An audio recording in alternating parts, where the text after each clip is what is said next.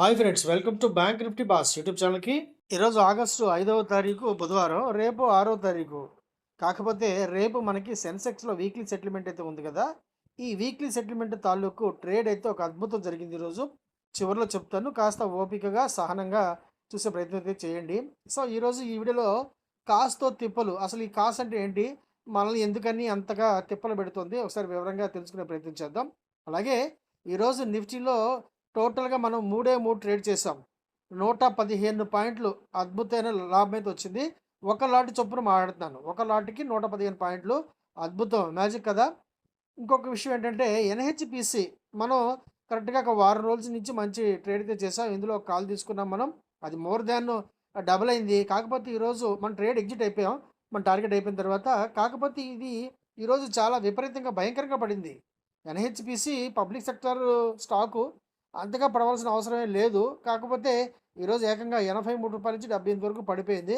అది అంతలా ఎందుకు పడిందో వివరంగా తెలుసుకునే ప్రయత్నం చేద్దాం. ఇక పూర్తి వివరాల కోసం ముందుకు వెళదాం. ఈ మహానుభావులు చాలా విషయాల కంటే ప్రపంచానికి ఉపయోగపడి ఎన్నో మహోపకారాలు చేస్తున్నారన్నమాట. ఒక మహానుభావుడు మన స్టాక్ మార్కెట్ గురించి ఒక అద్భుతమైన చార్ట్ అయితే ప్రిపేర్ చేశారు. ఇంత చేసి ఆయన ఒక రైతు. రైతు అయితే మాత్రం ఫారిన్లో రైతని పలానా అనే ఉండదు. అందరూ బ్రహ్మాండంగా ఎడ్యుకేషన్ అయితే బ్రహ్మాండంగా ఉంటుంది, అందులో డౌటే లేదు. ఫార్మింగ్ చేస్తారా లేదా ఒక వేరే వృత్తి చేస్తారా అనేది అది మెటీరియల్. ఓకే. సో ఆయన ఫార్మర్ బేసికల్గా, కానీ ఒక అద్భుతమైన చార్ట్ అయితే ప్రిపేర్ చేశారు. ఇది ఎప్పుడు ప్రిపేర్ చేశారంటే దానదిన 1875లో 1875లో తయారు చేసిన ఈ చార్టు ఇప్పటికీ 150 సంవత్సరాలు దాటిన తర్వాత కూడా ఇప్పటికి కూడా మార్కెట్ యొక్క డైరెక్షన్ పర్ఫెక్ట్గా యాక్యురేట్గా ప్రిడిక్ట్ చేస్తుందంటే నిజంగా గ్రేట్ కదా. మార్కెట్లో ఎప్పుడు బూమ్ వస్తుందో, ఎప్పుడు రిసెషన్ వస్తుందో, ఇవన్నీ ఇంత పర్ఫెక్ట్గా గీశారంటే అద్భుతం కదా. ఆయనకి మనం ఒక థ్యాంక్స్ చెప్పుకోవాలి కదా. ఈ చివరి చూడండి, లెఫ్ట్ సైడ్ ఏబిసి అనే లైన్లు ఉన్నాయి కదా. ఏ అంటే చాలా చాలా ప్యానిక్, రికరింగ్ ప్యానిక్స్ ఉంటాయని చెప్పి. బి అంటే మిడిల్లో, అంటే సైడ్ వేలో ఉంటుందని చెప్పి. సి అనేది ఎగ్జాక్ట్గా బయింగ్ జోన్ అని చెప్పి. ఇవన్నీ కూడా ఒక అద్భుతంగా గీశారు. దాని ప్రకారం చూడాలంటే ఇప్పుడు మన 2026 చాలా కఠినమైన సంవత్సరంగా కనిపిస్తుంది. కాస్త ప్రశాంతంగా వివరంగా చూసే ప్రయత్నం అయితే చేయండి. ఈ ఆగస్టు 3వ తారీఖు నుండి మన సెబీ అయితే నిఫ్టీ సెన్సెక్స్ ఇండెక్స్కి సంబంధించి ఒక కొత్త ప్రయోగం అయితే ప్రవేశపెట్టారని చెప్పొచ్చు అనమాట. దాని పేరు కాసా. కాసా కాదు, సిఏఎస్, కాస్. కాస్ అంటే క్లోజింగ్ యాక్షన్ సెషన్. ఇది యూరోప్లో చాలా ప్రసిద్ధమైన ఫార్మేటు. కాకపోతే ఏంటంటే ఇది మనకి చాలా కొత్తది. ఇందులో క్లోజింగ్ సమయానికి అంటే 3 గంటల 15 నిమిషాలకి టోటల్ మార్కెట్ స్టాక్స్ పెరగటం, అంటే ట్రేడింగ్స్ ఆగిపోతాయి. ఆ తర్వాత కేవలం టెండర్స్ పడతాయి, కొటేషన్స్ పడతాయి అనమాట. అంటే నెక్స్ట్ డే మార్కెట్ కోసం ఏ ఏ టెండర్స్ పడితే దానికోసం మార్కెట్ ఆగిపోతుంది. కాకపోతే ఇండెక్స్ ఆప్షన్స్ మాత్రం నడుస్తూనే ఉంటాయి. ఇండెక్స్ ఆప్షన్స్ అంటే సెన్సెక్స్, మన వీక్లీ కాల్స్, ఇంట్రాడే కాల్స్, ఇవన్నీ నడుస్తూనే ఉంటాయి అప్ టు 340. సో ప్రతిరోజు కూడా చివరి 45 నిమిషాలు, నేను 15 నిమిషాల టైం ఫ్రేమ్లో చేస్తాను అనమాట. ఈ చివరి 45 నిమిషాలు అంటే మూడు క్యాండిల్స్లో మార్కెట్ ఒక సూపర్ డైరెక్షన్లో అయితే వెళుతుంది. అంటే ఇది రివర్స్ అయ్యే ఛాన్స్ కూడా ఉంటుంది. మార్కెట్ ఒకవేళ ఆ డామినెన్స్ బేరిష్ సైడ్ ఉంటే కనుక అంతే ఇంప్లికేషన్స్ జరిగే అవకాశం ఉంది. అంటే సుమారుగా చూడండి, 3 క్యాండిల్స్లో మార్కెట్ మొదటి రోజు అయితే దాదాపు 250 పాయింట్లు పెరిగింది. మొదటి రోజు అంటే ఆగస్టు 3వ తారీఖు నాడు చివరి, అంటే మార్కెట్ 3:40కి క్లోజ్ అవుతుంది కదా. ఈ 3:40కి క్లోజ్ అవ్వడానికి ఎగ్జాక్ట్గా మూడు క్యాండిల్స్ ముందు ఆ 3 క్యాండిల్స్తో ఏకంగా 250 పాయింట్లు అయితే పెరిగింది. ఈ క్యాండిల్స్ 3 కూడా ఆగస్టు 4వ తారీఖు నాడువి, అంటే నిన్నటివి అనమాట. నిన్న కూడా మార్కెట్ ఎగ్జాక్ట్గా లాస్ట్ 3 క్యాండిల్స్లో దాదాపు ఒక 150 పాయింట్లు అయితే పెరిగింది. ఇవి కేవలం స్టాక్స్లో వచ్చిన హైప్ కాదు, కేవలం స్టాక్స్లో పడిన కొటేషన్స్, టెండర్స్ అనమాట. అంటే నెక్స్ట్ డేకి ఏ ఏ స్టాక్స్లో ఎంతైతే ఇంప్లై అవుతుందో, అంటే ఎంతైతే వాలటిలిటీ ఉంటుందో, అది బుల్లిష్ సైడా బేరిష్ సైడా అనేది టెక్నికల్ గ్లిచ్ అయి ఉండొచ్చు, లేదా ఎగ్జాక్ట్గా క్యాలిక్యులేట్ చేసి మరుసటి రోజు మార్కెట్కి ఇంత డెప్త్ ఆఫ్ వాల్యూమ్స్ లేదా ఇంత వాల్యూ ఆఫ్ వాల్యూమ్స్ వచ్చినాయని చెప్పే ప్రయత్నం అనమాట. దీని ద్వారా మనకి ఇంట్రాడేలో కొంచెం క్యాలిక్యులేట్ చేస్తే మంచి లాభాలే జరుగుతాయి. ఇది ఆగస్టు 4వ తారీఖుది, అంటే నిన్నటిది. ఇవాల్టి క్యాండిల్స్ అనమాట, ఇవాల్టి చార్టు. ఇది కూడా నిఫ్టీదే, నేను కేవలం నిఫ్టీదే చెప్తున్నాను. సో నేను నిఫ్టీ చేస్తాను, మిగతా ఏం పెద్దగా చేసే ప్రయత్నం చేయను. అప్పుడప్పుడు చేస్తాం కానీ రెగ్యులర్గా మాత్రం మనం నిఫ్టీ చేస్తాం. ఇది కూడా చివరి 3 క్యాండిల్స్ చూడండి, ఒక అద్భుతం జరిగింది. 2 క్యాండిల్స్ అయితే నేను కన్ఫ్యూజ్ అయ్యాను, ఎందుకంటే ఈ రోజు మార్కెట్ రోజు మొత్తం మీద బేరిష్ సైడే ఉంది. అందువల్ల మార్కెట్ చివరిలో మళ్ళీ ఒక 150 పాయింట్లు, 200 పాయింట్లు కొడతాడేమో, కొటేషన్ కొడతాడేమో, కిందకి పడేస్తారేమో, బేరిష్‌లోకి వెళ్తుందేమో ఒక డౌటొచ్చింది. కానీ ఎందుకైనా మంచిదని చెప్పి మనం 24,600 కాల్‌లోనే ఉన్నాం. కాలు అద్భుతం. అంటే 100 పాయింట్లు లాభం రాలేదు కానీ, మనం వేసిన ప్లాన్ అయితే సూపర్ సక్సెస్. నాకైతే బ్రహ్మాండంగా అర్థమైంది. రోజు ఇదే ఫార్మాట్ చేస్తాను. ఈరోజు ఆర్‌బీఐ ఎంపీసీ కమిటీ యొక్క మీటింగ్ అయితే జరిగింది. మన ఆర్‌బీఐ చైర్మన్ గారు మన మార్కెట్‌ని నష్టపరిచే లేదా ఆశ్చర్యపరిచే విషయాలు ఏమీ చెప్పలేదు. అన్నీ కూడా ఎక్స్‌పెక్టెడ్ గైడ్‌లైన్స్‌లోనే ఉన్నాయి. ఎక్స్‌పెక్టెడ్ లైన్స్‌లోనే ఉన్నాయి. రేట్ ఆఫ్ ఇంట్రెస్ట్‌లు ఎక్కడ కూడా పెరగలేదు. రెపో రేట్ కావచ్చు, బ్యాంక్ రేట్ కావచ్చు అన్నీ యాజ్ ఇట్ ఈస్‌గా ఉన్నాయి. అందువల్ల మార్కెట్ పెద్దగా అసలు లెక్క చేయలేదని చెప్పొచ్చు. మార్కెట్‌కి పెద్ద ఎఫెక్ట్ ఏమీ పడలేదు. హార్మోజ్ జలసంధిని తెరుస్తారా? తీవ్ర దాడులు ఎదుర్కొంటారా? ఇరాన్‌కు ట్రంప్ గారి వార్నింగ్ మళ్ళీ స్టార్ట్ అయిందనమాట. 4 రోజులు మార్కెట్ ప్రశాంతంగా ఉంచే స్టేట్మెంట్ ఇస్తారు. ఆ తర్వాత మళ్ళీ ఇరాన్‌ని బెదిరిస్తారు. ఇరాన్ సైడ్ నుంచి మనకి ఏ విధమైన సంకేతాలు గాని, స్టేట్మెంట్స్ గాని రావు. అన్నీ ఈయనే ఇస్తారు. వాళ్ళు మా దగ్గరికి చర్చలకొచ్చారు. మా కాళ్ళు పట్టుకున్నారని చెప్తారు. సో, మార్కెట్‌లు కూల్ అయిపోతాయి. చమురు కూల్ అవుతుంది. మార్కెట్‌లు కాస్త ఊపిరి పీల్చుకుంటాయి. మళ్ళీ ఇరాన్ మా మాట వినట్లేదు, లొంగట్లేదు. తీవ్రమైన పరిణామాలు ఎదుర్కోవడానికి సిద్ధంగా ఉంది. ఇలా మళ్ళీ వార్నింగ్‌ల పర్వం స్టార్ట్ చేస్తారు. మళ్ళీ మార్కెట్‌లో పానిక్ స్టార్ట్ అవుతుంది. ఇదే తంతు. ఇదే జరుగుతుంది.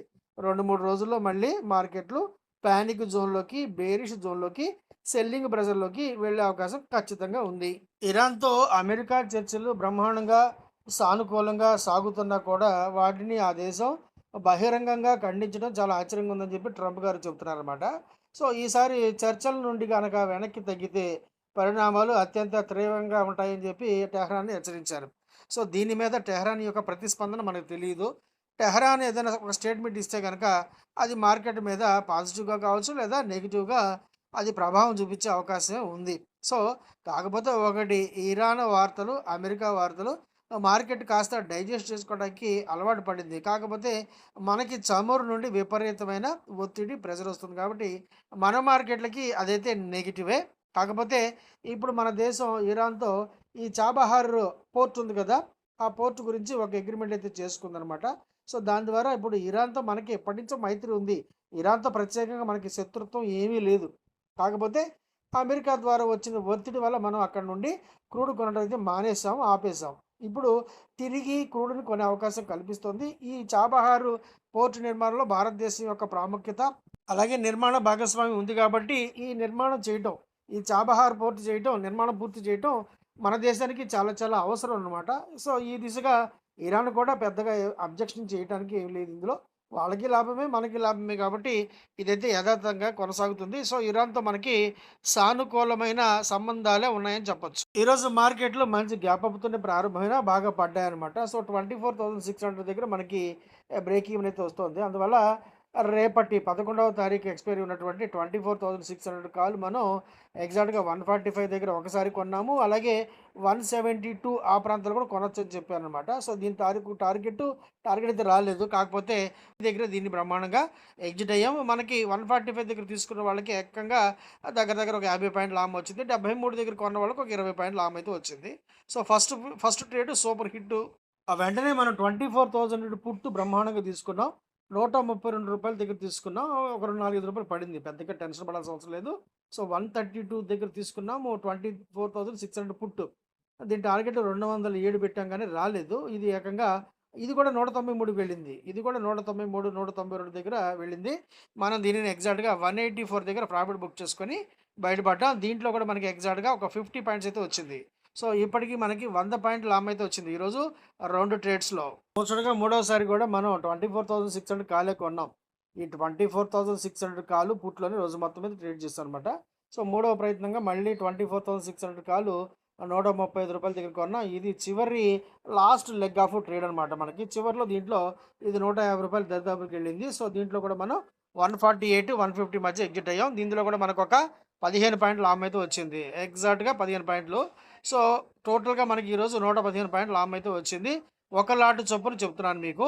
ఈరోజు మన మార్కెట్‌లో మంచి గ్యాప్ అప్ వచ్చినా కూడా రోజు మొత్తం మీద బేరిష్ సైడే ఉన్నాయి. ఆర్‌బీఐ ఎంపీసీ మీటింగ్ తాలూకు యొక్క ప్రభావం అంతగా లేదు కానీ మార్కెటే కాస్త కాషియస్‌గా ఉందని చెప్పొచ్చు. అలాగే ఇప్పుడు ఫ్రెష్‌గా మన ట్రంప్ గారు కూడా మళ్ళీ వార్నింగ్‌లు అయితే ప్రారంభించారు కదా! ఇరాన్ మీద. అది కూడా కాస్త మార్కెట్‌ని ప్రభావితం చేయబోతుంది అనిపిస్తోందనమాట. చివరికి సెన్సెక్స్ కేవలం ఒక 152 పాయింట్ లాభంతోనే 78,581 వద్ద క్లోజ్ అయింది. బ్యాంక్ ఎక్స్ కేవలం ఒక 14 పాయింట్ లాభంతో 65,333 వద్ద క్లోజ్ అయింది.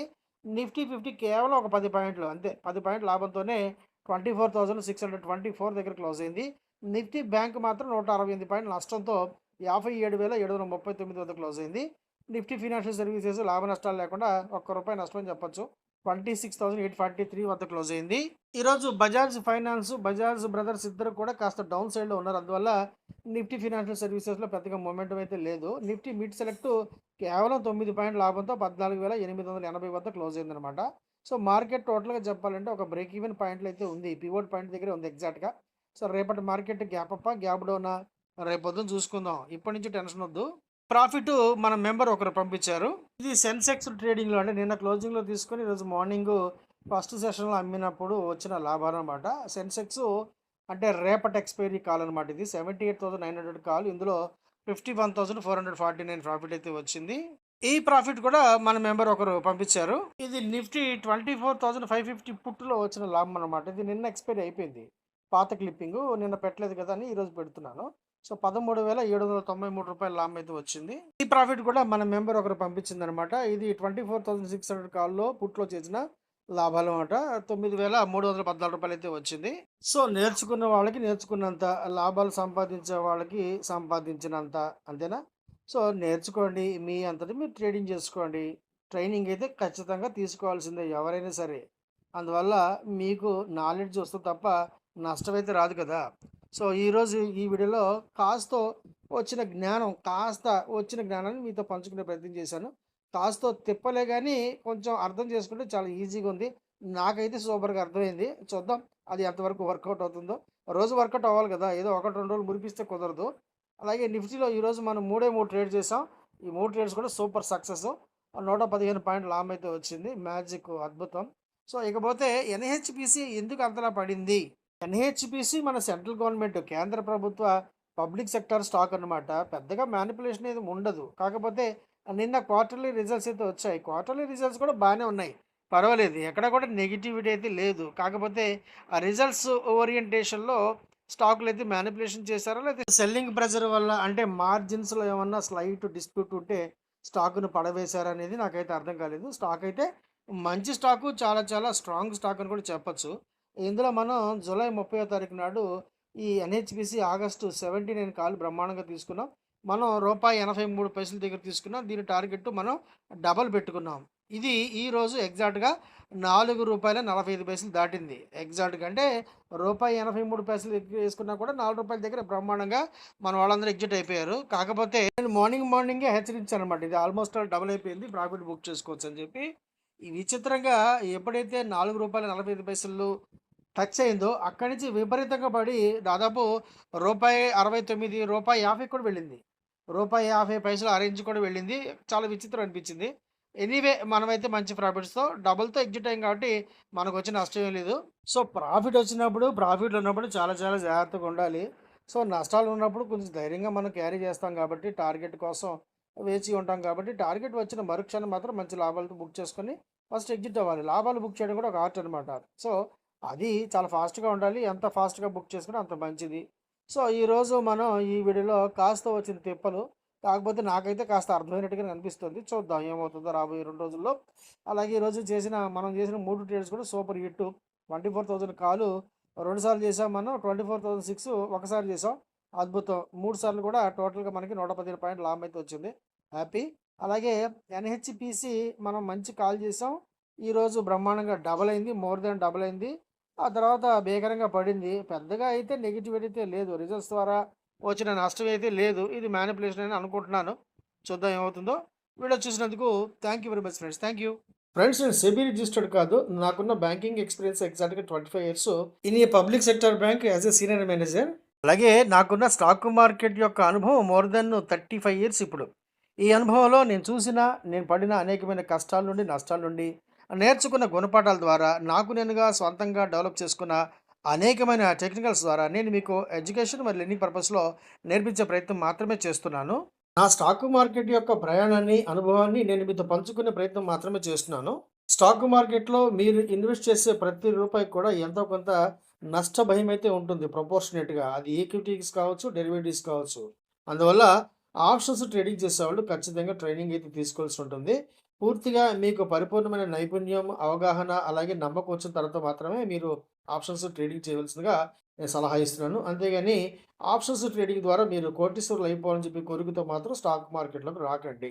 ఎందుకంటే స్టాక్ మార్కెట్‌లో ముఖ్యంగా డెరివేటివ్స్‌లో స్టాక్ ఆప్షన్స్ కావచ్చు, లేదా ఇంట్రాడే, నిఫ్టీ, సెన్సెక్స్ లేదా ఇతరత్రా ఇండెక్స్ ఆప్షన్స్ కావచ్చు. ఇవన్నీ కూడా 100% రిస్క్‌నైతే కలిగి ఉంటాయి. ఇవన్నీ గమనించిన తర్వాత మాత్రమే మీరు ట్రేడింగ్ ప్రారంభించండి. ముఖ్యంగా ట్రైనింగ్ మీద బాగా దృష్టి పెట్టండి. అలాగే నన్ను కాంటాక్ట్ చేయాలంటే ఈ టెలిగ్రామ్ ఛానల్ యొక్క లింక్ ద్వారా సంప్రదించి వివరాలు పొందవచ్చు. వీడియో నచ్చితే గనుక తప్పకుండా లైక్ చేయండి, షేర్ చేయండి. అలాగే మర్చిపోకుండా సబ్స్క్రైబ్ చేసుకొని నోటిఫికేషన్ ఆన్‌లో పెట్టుకోండి ఫ్రెండ్స్. వీడియో చూసినందుకు thank you very much. Thank you.